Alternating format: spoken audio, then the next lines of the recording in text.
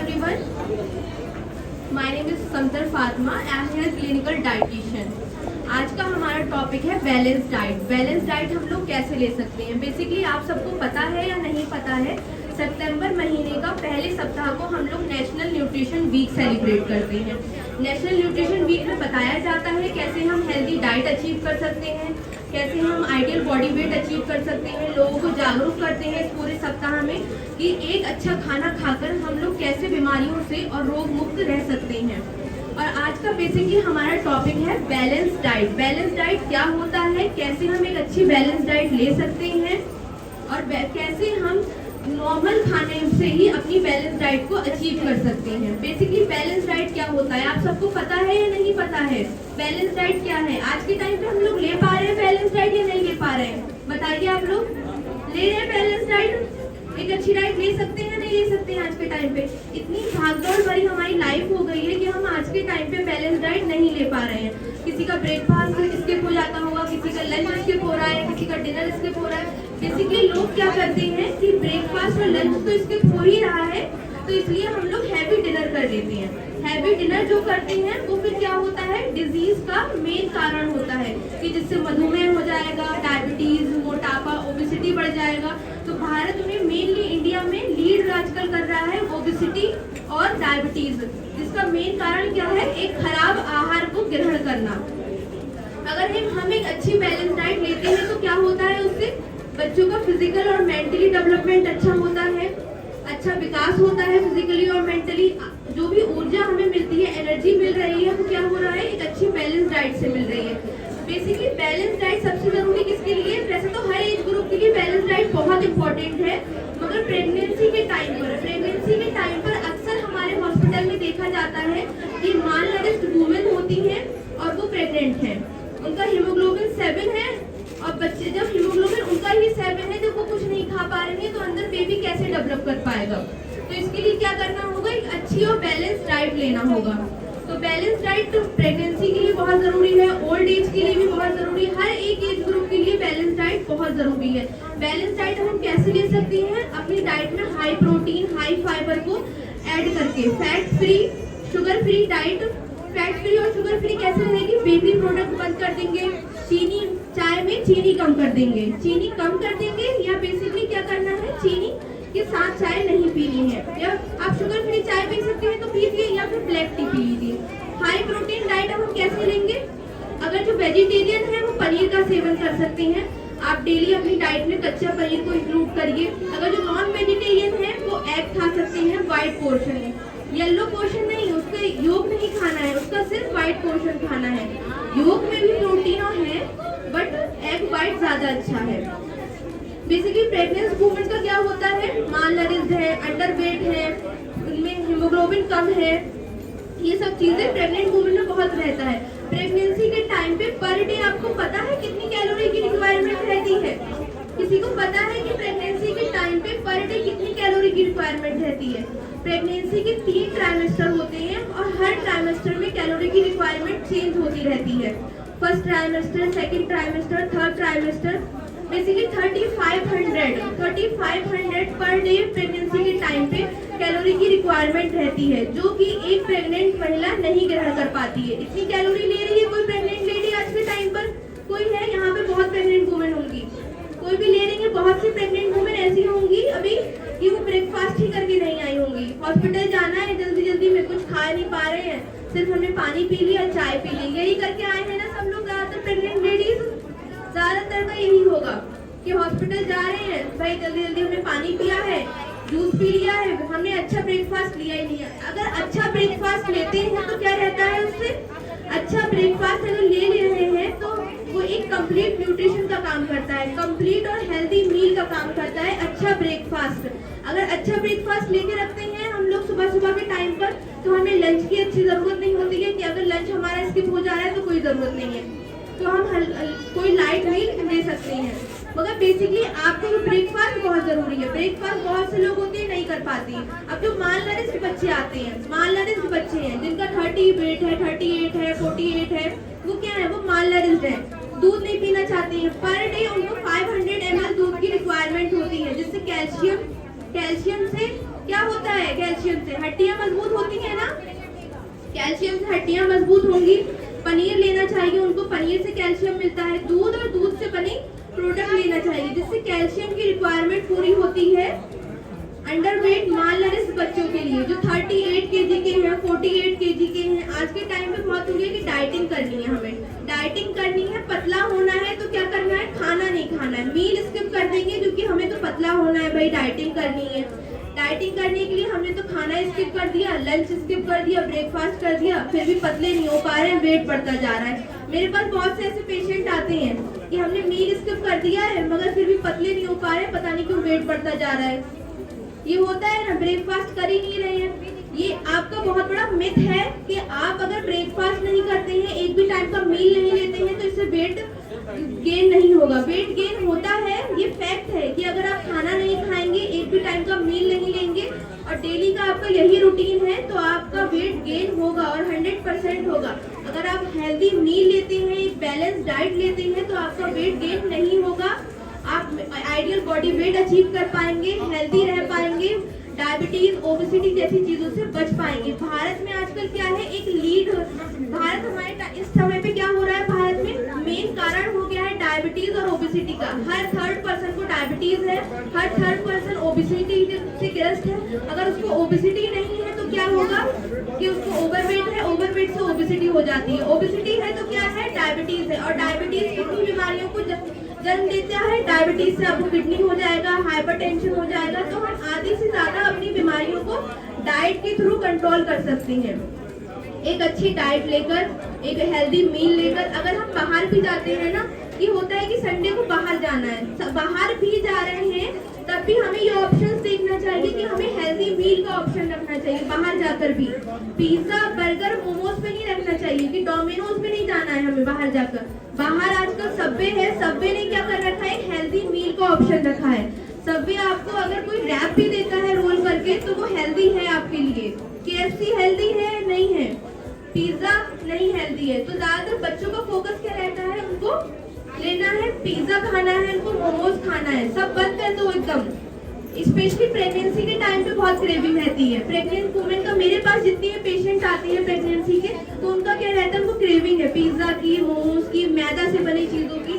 पता है ना सबको मैदा कितना हानिकारक होता है हर एक के लिए। मैदा से क्या होता है, ज्यादा मैदा लेने से, मैदा, पिज्जा किसका बना होता है, मैदा का, बर्गर किसका है, मैदा का, मोमोज सब तो मैदा का है। मगर प्रेगनेंसी के टाइम पर क्या है, उनको यही चीजें खानी, फास्ट फूड, जंक फूड। तो आप ये बेसिकली घर पे भी बना सकते हैं। घर पे हम हेल्दी मील बना सकते हैं।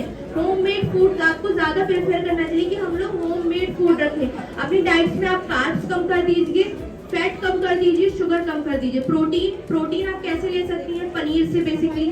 अगर नॉन वेजिटेरियन है तो एग से, चिकन से। अगर वेजिटेरियन है पनीर, पालक, मटर, सोयाबीन। अगर फीमेल है तो उनके लिए सोयाबीन लेना बहुत अच्छा है। हाँ, मेल सोयाबीन लेंगे बट इतना नहीं, मगर फीमेल सोयाबीन ले सकती है। स्पेशली प्रेग्नेंट वुमेन, उनके लिए सोयाबीन एक बहुत अच्छा ऑप्शन है वेजिटेरियन के लिए कि वो अच्छा प्रोटीन उससे ले सकते हैं।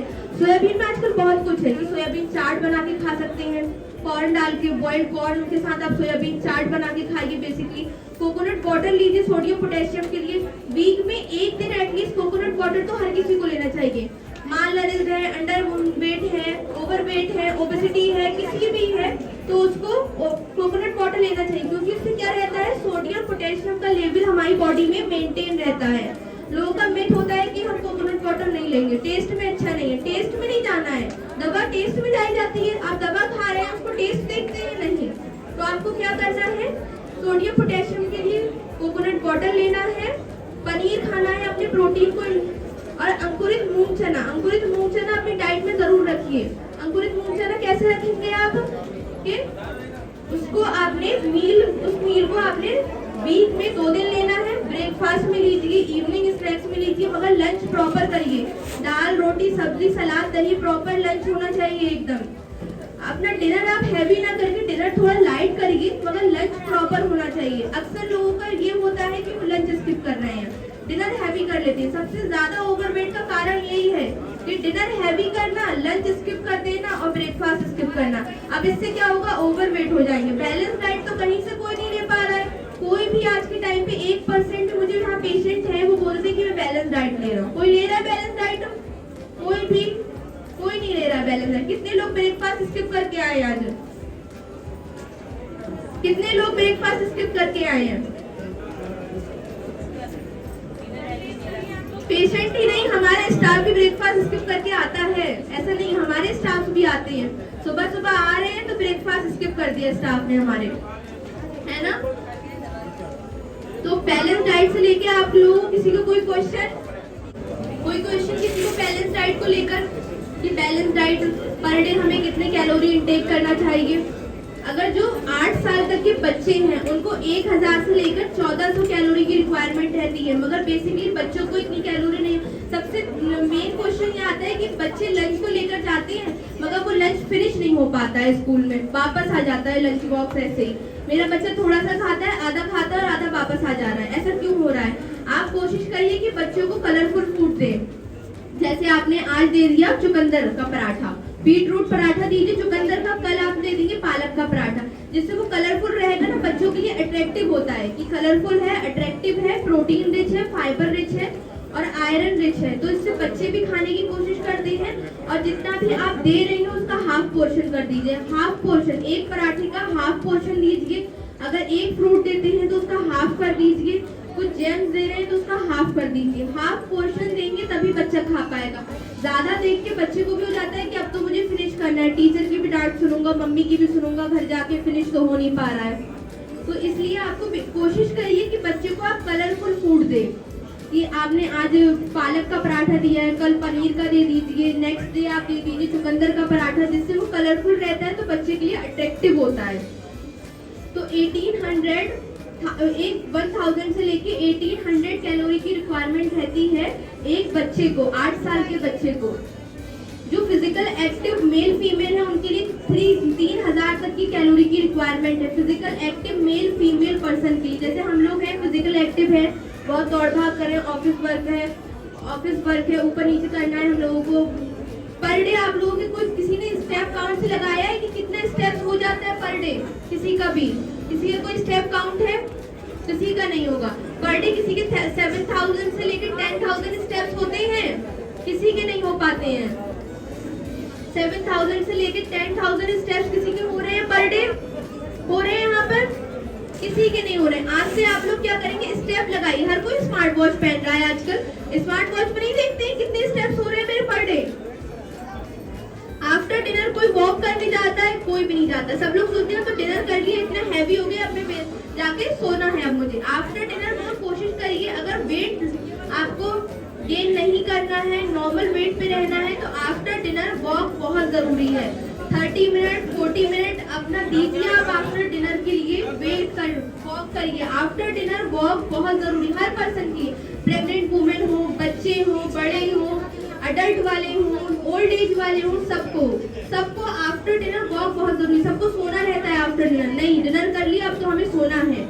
वॉक करते हैं, जो वॉक करता है वो बहुत अच्छा है कि हाँ फिजिकल हम फिट है, एकदम वॉक कर रहे हैं।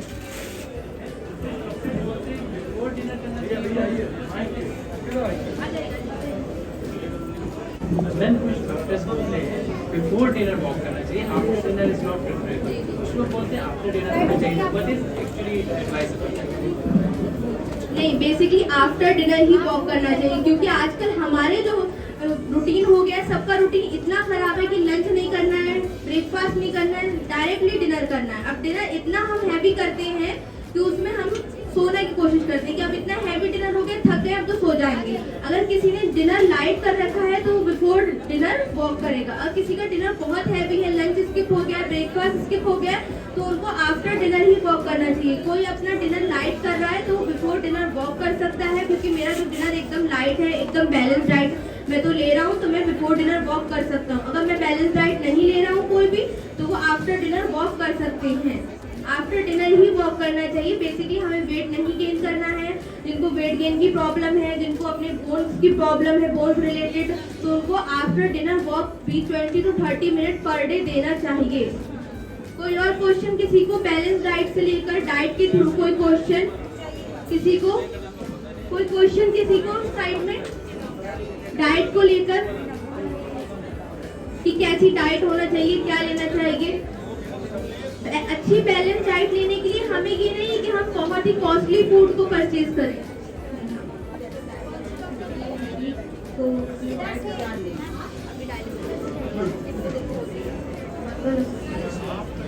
जब आपका डायलिसिस होता है ना, डायलिसिस के टाइम पर आप हाई प्रोटीन डाइट लेने की कोशिश करिए। अगर जब डायलिसिस नहीं हो रहा तो आप लो प्रोटीन पे आ जाइए। हाई प्रोटीन जिस टाइम पे 4 घंटे की डायलिसिस होती होगी आपकी, तो उस 4 घंटे के टाइम पे आप पनीर खा सकती हैं, शेक पी सकती हैं, आप पालक पराठा, पनीर पराठा ले सकती हैं। अगर आप नॉन वेजिटेरियन हैं तो आप एग भी खा सकती हैं, कोई सप्लीमेंट को ऐड कर सकती हैं अपने हाई प्रोटीन के लिए। बेसिकली 4 घंटे अगर आपकी डायलिसिस रहती है तो आप उसमें हाई प्रोटीन डाइट लेंगी। जैसे ही आपकी 4 घंटे के बाद डायलिसिस खत्म हो रही है तो आप उसको लो प्रोटीन डाइट पे आ जाइए। Low protein diet, sodium restrict diet, 2 gram नमक यूज करिए, सोडियम मत पीजिए, पानी ज़्यादा मत पीजिए। 1 लीटर पानी पीना है आपको पूरे दिन में। आपको 1 लीटर आप कैसे पिएंगी कि आप डिवाइड कर लीजिए। और कोई क्वेश्चन किसी को? डाइट में क्या लेना है? Liquid diet, sodium restrict. मतलब सोडियम रिस्ट्रिक्ट का मतलब है कि आपको नमक नहीं लेना है, नमक 2 ग्राम से ज़्यादा नहीं यूज करना है, ज़्यादा प्रोटीन नहीं होना चाहिए, बेसन, चना, ये सब चीज़ें आप नहीं लेंगी, पनीर नहीं लेंगी जब आपका डायलिसिस नहीं हो रहा है। जब आपका डायलिसिस हो रहा है तो आप बेसन का चीला खा सकती हैं, चने खा सकती हैं, पनीर ले सकती हैं, ये सब आप ले सकती हैं। नाश्ते में आप दलिया ले सकती हैं, पोहा, उपमा, कुछ भी ले सकती हैं। डिनर लाइट ही करिए। डिनर में आप रोटी सब्जी, हाँ लिक्विड वाला।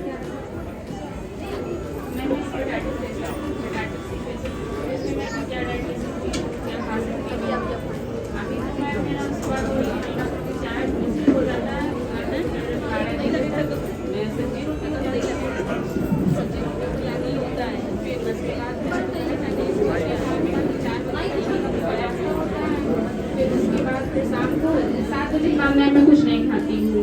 7 बजे के बाद वही फिर शाम को बिस्किट खा के दूध पी लिया, बस उसके बाद कुछ नहीं। आप अपनी डाइट में फ्रूट्स नहीं ऐड कर रही हैं? फ्रूट्स क्यों नहीं ऐड कर रही हैं? फ्रूट्स ऐड कर लीजिए। क्यों नहीं जरूरत है? फ्रूट्स की जरूरत है आपको अपनी डाइट में। आप per day 80 gram to 100 gram fruit जरूर ऐड करिए। कोई भी सीजनल फ्रूट है। डायबिटीज तो नहीं है आपको? जब डायबिटीज नहीं है तो सबसे बड़ा मिथ है कि डायबिटीज वाले फ्रूट नहीं खा सकते हैं। खा सकते हैं डायबिटीज वाले फ्रूट। ग्लाइसेमिक लोड जिसमें कम है वो फ्रूट भी खा सकती हैं। अब आपका है, आप फ्रूट लेती है, फ्रूट लेना है आपको, फ्रूट जूस ऐड करना है, कोकोनट वाटर ऐड करना है, सोडियम पोटेशियम लेवल अपना मेंटेन रखिए, कोकोनट वाटर ऐड करिए। एटलीस्ट वीक में पर डे 1 दिन आपको वीक में 1 डे कोकोनट वाटर लीजिए। फ्रूट लीजिए, 80 ग्राम एप्पल ले सकती हैं। आजकल नाशपाती का सीजन है, नाशपाती खाइए। अमरूद का सीजन है, अमरूद खाइए। डाइट आपकी सही है। दलिया खाइए। नहीं, फल पसंद हो या नहीं पसंद हो ये ऑप्शन नहीं है ना, खाना है तो खाना है, तो आप कोशिश करिए फल खाने की। ठीक है। और कोई क्वेश्चन किसी को? कोई any question for diet related? कोई क्वेश्चन है?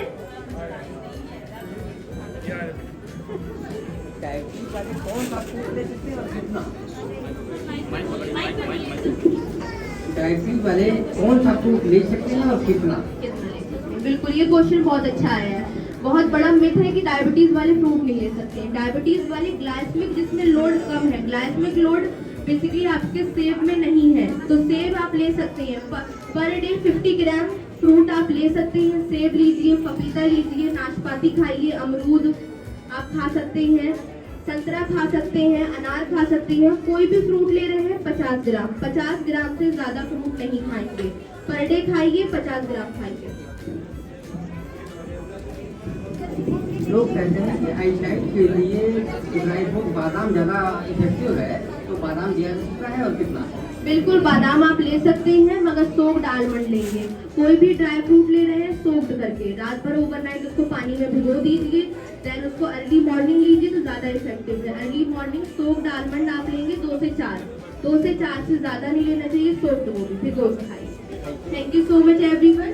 आपने मुझे सुना, आपने इतना टाइम दिया मुझे सुनने के लिए। Special thanks for hospital administrator कि उन्होंने ये सपोर्ट किया कि मुझे आज यहाँ बोलने का मौका दिया। मेरे स्टाफ को बेसिकली थैंक यू कि उन सब की वजह से मैं आज यहाँ बोल पाई हूँ, आप सबको समझा पाई हूँ कि बैलेंस डाइट क्या होता है, क्या नहीं होता है balance diet.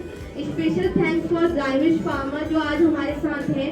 ज़ाइमिश pharma provide the healthy supplements. For supplements provide करती है high protein supplements for special high protein supplement, malnourished patient, underweight patient, anemic patient, meal replacement patient डायमेज फार्मा प्रोवाइड करते हैं। जो जिसको मील नहीं खा पा रहे हैं, लंच या ब्रेकफास्ट स्किप हो रहा है, तो वो उनका मील रिप्लेसमेंट सप्लीमेंट ले सकते हैं। डायबिटीज वालों के लिए उनके पास सप्लीमेंट है डायबिटिक मील रिप्लेसमेंट सप्लीमेंट। तो special thanks for damage pharma जो आज उन्होंने हमारी एक्टिविटी में सपोर्ट किया है, वो लोग इस टाइम पे प्रेजेंट है। Thank you so much everyone. Yeah, I want to give a special thanks to our dietitian, clinical dietitian, Mrs. Santar, जिन्होंने बहुत अच्छी जानकारी हम सभी के बीच में शेयर की। I hope it will beneficial to you all for diabetic patients, for pregnant lady, and for children also. So thank you so much to listen us very patiently. Thank you everyone.